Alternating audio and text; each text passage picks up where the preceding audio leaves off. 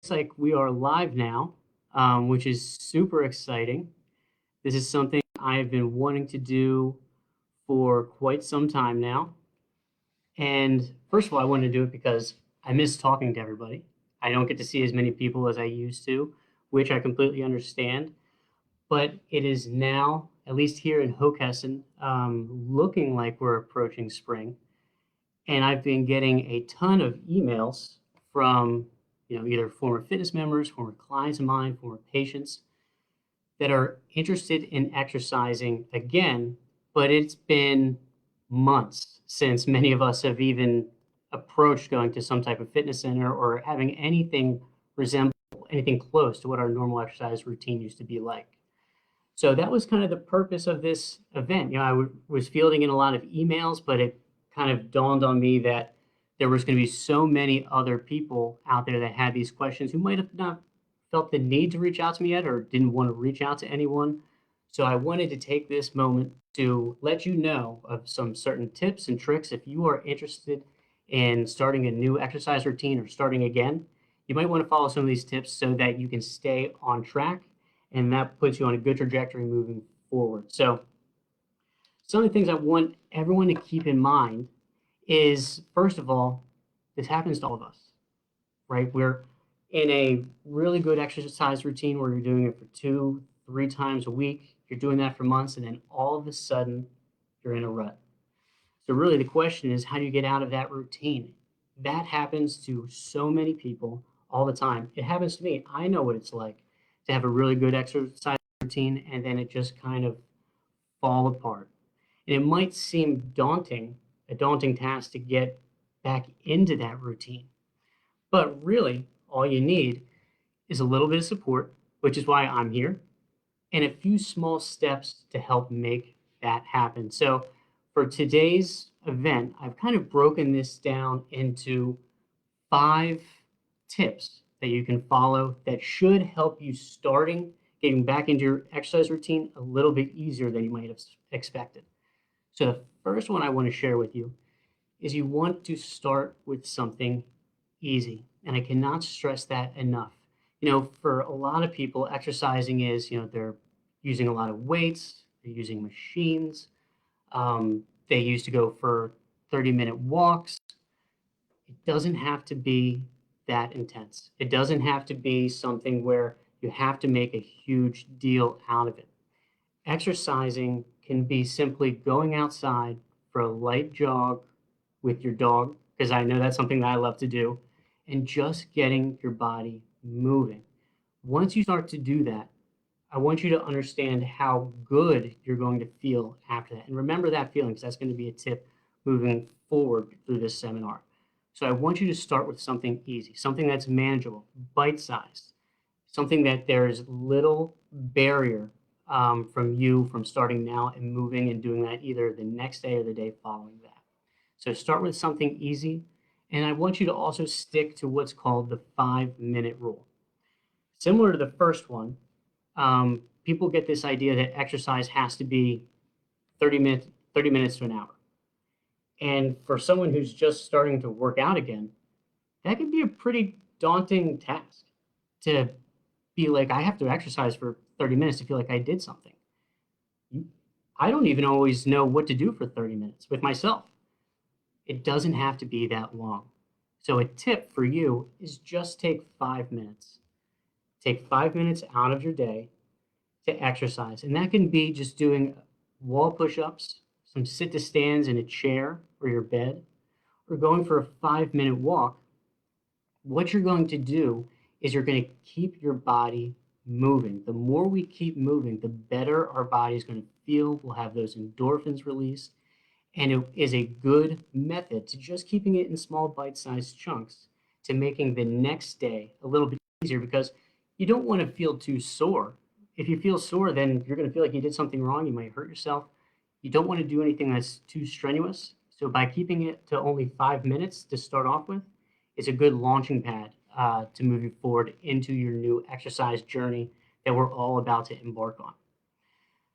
The next thing I want you to focus on is how good exercise really can make you feel.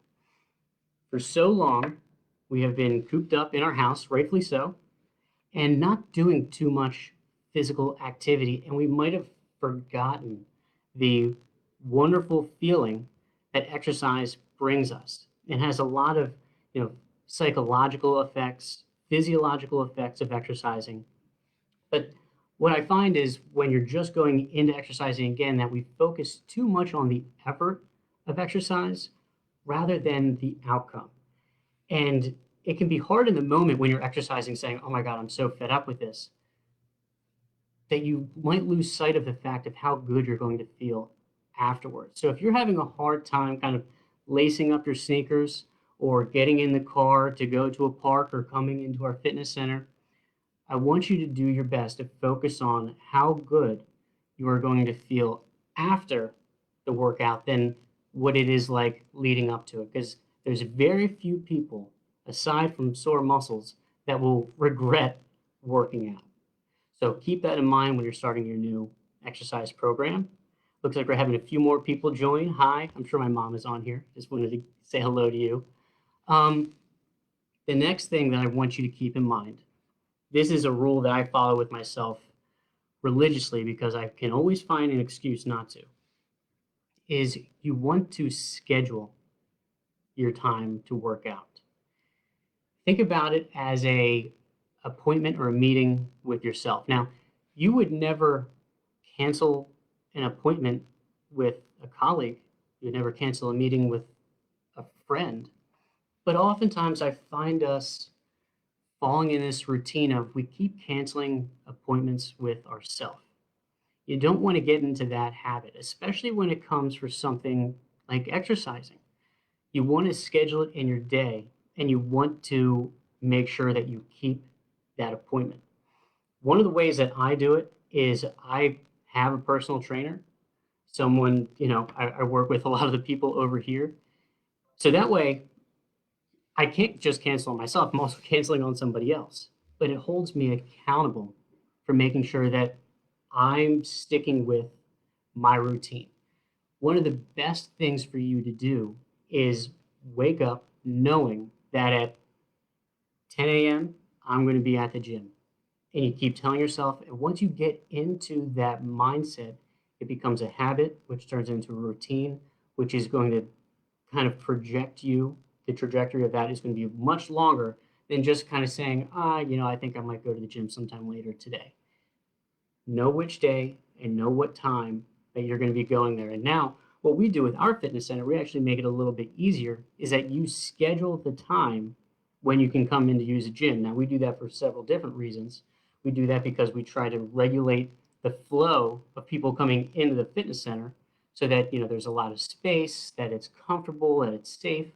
But it has that added benefit of now exactly, because we are expecting you to come in at that time because we expect to see you. We keep tabs on you. We want to make sure that you're doing everything right. And that is a little added benefit that is kind of manifested through the landscape that we live in today. So far, I've gone over 4 of my 5. So just to recap, you want to start with something easy, something where it's just doing some wall push-ups or some sit-to-stands. It doesn't have to be a big weight session, going to the gym and figuring out how to use machines. Start with something easy, something that isn't going to be too hard for you to do again, right? So little bite-sized chunks. Then we had the 5-minute rule. 5-minute rule is just working out. Try and do it for just 5 minutes. If you feel like you've done enough after 5 minutes, that's good. Some people will feel like they have a little bit more going. Keep it up. Go as long as you feel comfortable doing, but don't go beyond kind of that mark where you're like, all right, this is starting to feel uncomfortable. You want to stop when you get that feeling because you want to keep that good feeling in you, okay? The next one, the third one, was remember how good the exercising will make you feel after it's done. For a lot of people who have been in a rut and haven't exercised for a while, you know what I'm talking about. You haven't felt it in a while, but I can promise you it feels just as good as it did back then, and it's going to probably feel a little bit better now that you're getting back into it. The last one that we covered was schedule it, setting time in your day, designated time, having a date with yourself that you won't cancel, that you will come to the fitness center, Like I said, we have now scheduled appointment times, so it kind of works on that as a psychological factor as well. And my last one is a challenge for yourself, right? I am, and many people, to certain degrees, are, they like a challenge. They are competitive somewhat. What I challenge you to do is to set up a 2 week exercise program, whether that be you tell yourself that 5 days a week for the next 2 weeks, you will go on a 5 minute walk. Or for 4 days out of the next, for 4 days for the next 2 weeks, you will do 5 minutes of sit to stands. Again, that's keeping everything what we just said into kind of one program. You are scheduling it in your day. You're keeping it short and sweet. Um, you know, you are going to see how good that exercise is going to make you feel. And you're starting off with something easy, has low barrier to entry. And that's what this is just to be able to get you started. So I want you to make a promise to yourself right now that you will exercise for 5 minutes a day for the next 14 days, whether that be 5 minutes of walking, 5 minutes of sit to stands, taking breaks in between, doing 30 push ups on the wall, something to get you back into that exercise routine where you will feel like you did something and you're going to get that feeling of accomplishment, that feeling that makes you good, like you did something to better benefit your health. That's what we're all going after. That's what we do here all day. And that's why, I wanted to jump on here to be able to share some of these tips with you, tips that I use personally, that I preach to everyone who walks in through our doors, people who are interested in getting back into a healthy lifestyle. Not saying I wasn't healthy before, but a more physically active lifestyle that is really going to help you moving through the future. Now, I did have some wonderful questions that I'd like to answer while I was on here. I have a question. I won't name names, but I have a question from a former fitness member and good friend of mine who stated that she wanted to start walking again. Are there some things that she should be aware of before she starts walking? Now, this is an awesome question, and it's one that I've gotten many of. A lot of people recognize how nice the weather feels right now. Many people have memberships at Longwood. Some people like walking, around the Brandywine area, White Clay. So I know that this is an important subject for many people.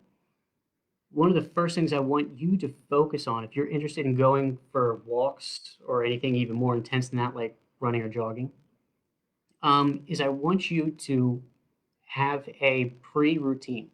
I don't want you to just, first of all, I don't want you to just walk out your door and go.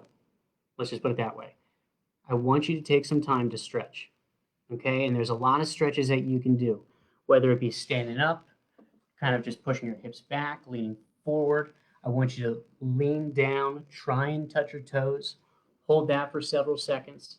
I want you to do a calf stretch as well, because what you're going to find is, especially if you're doing this again and you're not following one of my steps, which is to keep it under 5 minutes to start off with, is that you are going to be sore, right? And so you want to make sure that you're stretching your muscles so that they have the flexibility to take on a new stimulus, which is going to be this walking.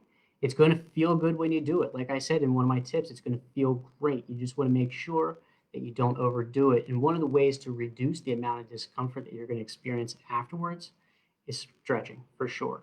Okay? The next thing I want you to remember to do if you're going out walking again, or even just exercising in general, or really just existing, is focusing on your water intake. Now, from the U.S. National Academy of Medicine, they recommend that for an average male adult, they have about 3.7 liters a day.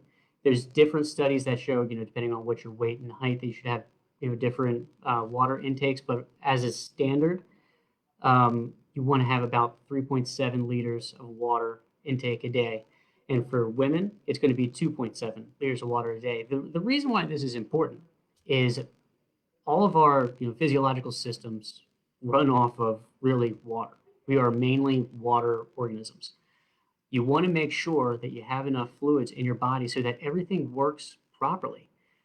You don't want to be doing things when you're running on fumes and you're dehydrated.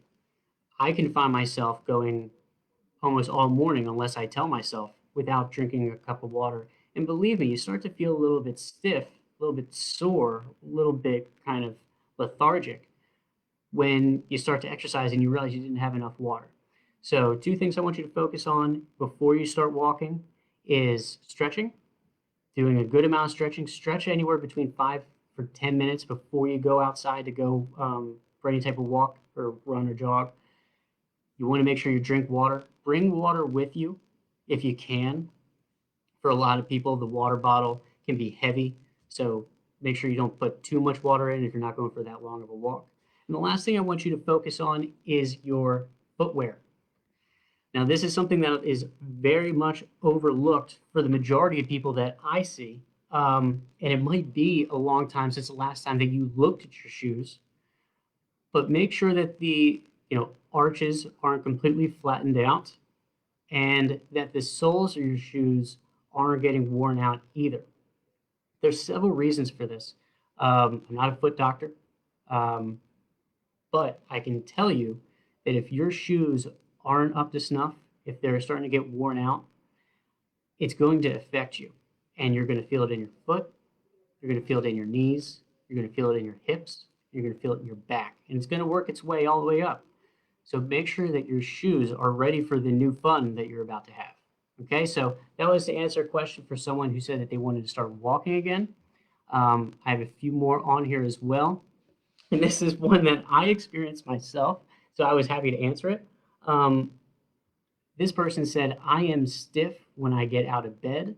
What are some exercises that I should be doing? Now, there is a few things about this question that I would have follow-up questions on, like where are you stiff? How stiff are you to the point, where you don't want to stand up or even get up? So those are some follow-up questions, but let's, for the sake of conversation, say that this person is stiff in their back and their knees when they first get out of bed in the morning. Because those are two places where I'm starting to feel a little bit stiff myself. What I would recommend is before you get up out of bed, is that you do some forward bending, right? So imagine I'm sitting in my chair. Imagine you're in your bed right now and you want to lean forward. I don't want to face away because the microphone won't grab me. But you want to lean forward and hang there for about 10 seconds. Come back with your arms, right? So you're going to push yourself back like this. The reason why that's important is because if you don't use your arms and you just pull back, you're using your back muscles to pull you back. And if you're stretching out your back, you want to keep that muscle relaxed. So use your arms as a way to kind of push yourself back. If your low back is getting tight, do that about 3 to 5 times for about, 5-10-second holds each time. The next thing I would want you to do, if you're still feeling stiff in the morning, is I want you to do some shoulder blade circles, right? So a lot of people are stiff in their neck and in their shoulders and their upper back. If you bring your shoulders around just like this, you would do 10 this way, just like this, and then you would do 10 counterclockwise as well. So those are two stretches that I would recommend. The next one, that's for your shoulders and your back. If you are stiff in your knees as well, which a lot of my former clients are, and a lot of people who have been contacting me are stiff in their knees and they're clicking a lot in the morning, things like that. Now, I can't promise I'm going to get rid of your clicking, but something that you can do is almost kind of like march a little bit. While you're sitting down, your feet don't have to be touching the floor, especially if your bed is up high off the ground, but just kind of moving your knees up and down. What we tend to see is that your quadricep, the muscle that's in the front of the thigh, can get tight, right? And so a good way to stretch that is by bringing your knee up, which is going to bring your heel back, and that's going to stretch your quadricep to a certain extent, and that's going to bring some blood to your knees, to that area, and will lubricate the joint a little bit as well. So if you're finding yourself like snap, crackle, pop when you're getting up, you can give that a shot as well. So we said a few things there I want you to try. If you're stiff before you get out of bed, try leaning forward, using your hands to push yourself back. You're going to be doing some shoulder blade squeezes as well, just like this. And then you're going to do what we call marching. It doesn't really have to be a march. If you could even, I'll lower my screen a little bit. If you could even hold onto your knee and bring it closer to your chest, that's fine. But if you can't do that, just kind of moving around just like this is going to add a little bit more blood flow to the area, and kind of stretch out that quadriceps muscle as well. So I have two more. I have some really awesome questions from you guys. So one more, and this one is also from a really, really good friend of mine. And she asked me, can I please explain some safe balance exercises for people who have mobility issues? Absolutely. One of the things that I get a lot of emails about from a lot of people is they have noticed how much worse their balance has become because of their lack of physical activity, their lack of exercise. So balance can be a fairly complicated issue. And if you're starting to notice some balance deficits, you should really get checked out by a physical therapist here. And if that's something that you would, be very interested in, please send me an email. It's mphifer@pptandfitness.com. I would love to talk to you a little bit more about how we can kind of look into this with some greater detail. But all that being said, there are some things that you can try at home to just work on your balance. Like I said, for any real type of balance issue, you definitely want to seek professional help. But that being said, there are a few things that you can do, and you can do exercises like a single leg balance test or a single leg balance exercise where you're holding on to a surface in front of you, whether that be your, bathroom vanity or countertop in your kitchen. You're holding on to a table and you're lifting one leg up. So all of your weight is shifted to one leg, right? The one that's touching the ground, and doing your best to minimize the amount of pressure that's going through your fingers or your hands, right? So you're basically doing your best to just be on one leg, holding that for up to 30 seconds. For a lot of people, you won't be able to do it for more than 5 seconds, right? So you're going to do that for 5 seconds, switch on to the other side, and you're going to be using your hands, right, onto the surface, just like this, as kind of like a pressure relief valve, right? So you're putting as much pressure as you can through your leg, but you're using your hands and your arms to kind of offset some of that stress, that difficulty that you're going to be finding when you're balancing on one leg. So that's a good exercise that you can do to work on some balance exercises. You can also do what we call calf raises or heel raises. So you would be holding on to that same surface and you would be going on to your tippy toes and back down. The reason why that helps with balance is because it actually works on your calf muscle. Your calf muscle is extremely important. The strength of it is extremely important to your balance for a lot of reasons, especially your ankle stability and things of that nature. So you want to make sure that your calf muscles are strong. They help us walk forward. They propel us from one leg to the other. So doing calf raises is a good way to strengthen that muscle and will ultimately help your balance as well. Another thing that you can work on, and we had talked about this at the front of this video so far, are sit to stands. Sit to stands exercises are some of the best exercises you can do. It's basically a squat, and three of the most powerful exercises you can do are a bench press, deadlift, and squat. So that's why I love sit to stands. It takes in a ton of muscles, but what it primarily works on are the muscles in front of your thighs, and those are one of our standing muscles. So when you do sit to stands, that's going to strengthen your legs, it's going to strengthen your glutes. Both of those muscles they're imperative to our balance, making sure that those are strong when we're moving through our day. The last one you can do is marching in place. And doing a march in place is much more than just kind of shifting from one leg to the other. You want to bring one knee forward, just like this. And the slower you go, the more difficult you will notice that exercise actually being. So you can do a single leg balance exercise, you can do calf raises, sit to stands, march in place. Okay? Now the last, well, one of the last, I had many, but I didn't want to make this an hour-long video. The last one I'm going to cover is, it is almost golf season. How should I prepare? Now, this is one of my favorite topics. I'm actually wearing my golf top right now, one of my golf shirts. The short answer to this, everyone's going to be different. It depends on what your swing is, how hard you swing, but there are some rules of thumb that you want to follow. You always want to have some type of warm-up routine before you go golfing, and that counts for even if you're just going to the driving range, right? Just because you're not actually at a golf course doesn't mean that you're not golfing. You're still swinging a club, still carrying your bag a little bit too. So you still want to have a routine even before you go to the range, right? It should simulate everything that you do at the course anyway. So a few exercises that I recommend and stretches are arm swings. What I'll usually tell somebody is to hold their putter in their hand, and then you will swing from side to side, just like this. And just as if you were golfing, right? Try and keep your head still as you do it. That's going to loosen up your neck. It's going to loosen up your back. It's actually going to stretch your shoulders as well. It's going to loosen up your hips. You're going to want to do that 10 to 15 times, but the key is you want to go slow. You do not want to throw your arms in either direction. One, you might throw your putter, and you're not going to like that. And two, you don't want to move too quickly to where you might pull something. So it's just a nice, easy rotation, just like that. Okay? Two more stretches that I want you to do is a hamstring stretch. So you're leaning forward, trying to touch your toes, trying to keep your knees straight, and a calf stretch as well. So your toe is going to be up, your heel is going to be on the ground, and you want to get that stretch right behind the knee. And the last thing you want to do is some warm-up swings. So you're not even hitting a golf ball. You're just using, and you're not using your driver. You're probably using your pitching wedge, and you're just kind of going through the motion of swinging. That's going to help loosen you up a little bit before you start going golfing.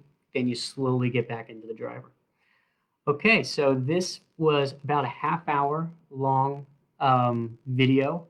I can tell you I had so much fun doing this, and I really, really, really cannot wait to do this again. I know if I tell Steve to hop on here with me, he's going to do that sometime. So look out for a video of us doing this again. If you have questions, I can see, it looks like Pat asked a question about bare feet or sneakers. Ideally, you want to be wearing, you want to do, bare feet. And look, it looks like someone actually said that, which is awesome. Keep bringing me questions. You can send me an email at mpfeiffer@pptandfitness.com. I will be looking out for your emails. I will be reaching out to you as well. I really enjoyed this. One of the best parts about being here is my ability, they allow me to connect with you people, with everyone here. It is really such an amazing thing to connect with members of our community and help give back and give them our expertise. It is so much fun, and I cannot wait to do it again. I will see all of you soon, and hopefully it will be sooner rather than later. Everyone have a great day. Enjoy this nice weather. Bye.